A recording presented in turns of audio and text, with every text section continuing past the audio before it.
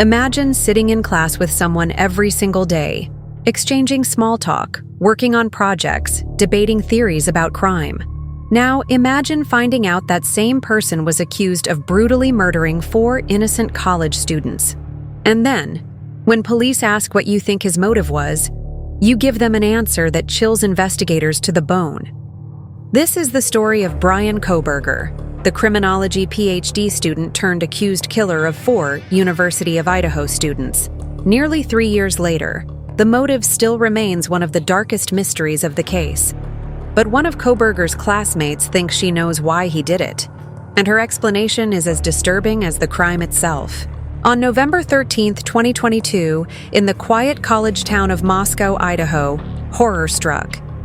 Madison Mogen, Kaylee Goncalves, Xana Kernodle, and Ethan Chapin were stabbed to death inside their off-campus home. The brutality of the crime shocked the nation, not only because of the violence, but because it appeared to come out of nowhere.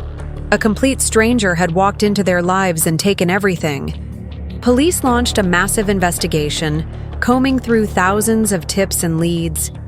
And 6 weeks later, authorities arrested 28-year-old Bryan Kohberger, a doctoral student in criminology at Washington State University, just 10 miles away from Moscow. But here's where things get truly unsettling. While investigators tried to piece together Kohberger's motive, one of his fellow doctoral candidates quietly shared her suspicions with Idaho State Police.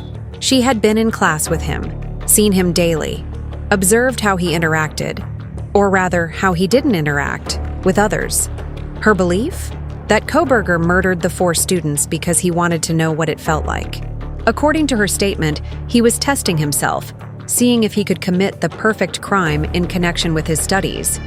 She explained that he wanted to prove he was smarter than everyone else, and the murders were a twisted way of confirming it.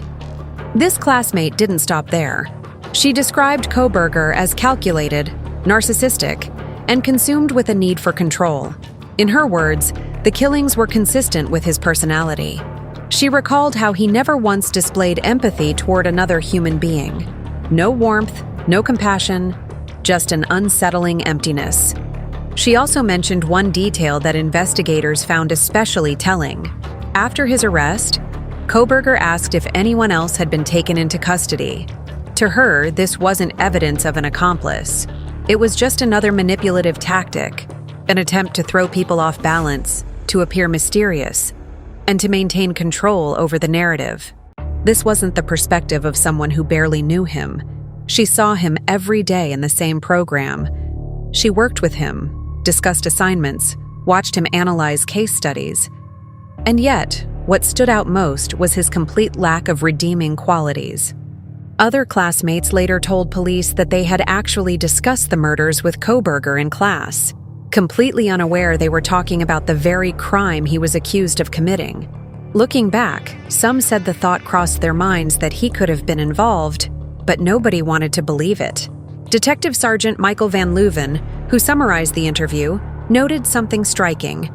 The classmate believed Kohberger always thought he was the smartest person in the room, but behind that arrogance was resentment, even jealousy of others' successes. He wasn't just socially awkward, she explained. He was seething. He compared himself to others constantly, resenting when classmates got recognition or opportunities he felt he deserved. The murders, in her eyes, weren't just about testing criminological theories. They were about proving superiority, about asserting dominance where he otherwise felt powerless. And here's the most haunting part. Despite this chilling insight, Kohberger himself has never explained his motive. He hasn't confessed to the families. He hasn't given law enforcement clarity. He hasn't written a manifesto. He's remained silent, leaving everyone to speculate. But if his classmate is right, then the answer is simple in the most horrifying way possible. Bryan Kohberger killed 4 innocent people just to feel what it was like, and to see if he could get away with it. Nearly 3 years later, Madison, Kaylee, Xana, and Ethan's families still live with an unimaginable void. No explanation can undo what happened that night. But this glimpse from someone who sat beside him every day pulls back the curtain on the chilling mindset of the man accused of their murders. As we wait for the full truth to unfold in court, one thing remains certain. This was not a man misunderstood or simply socially inept.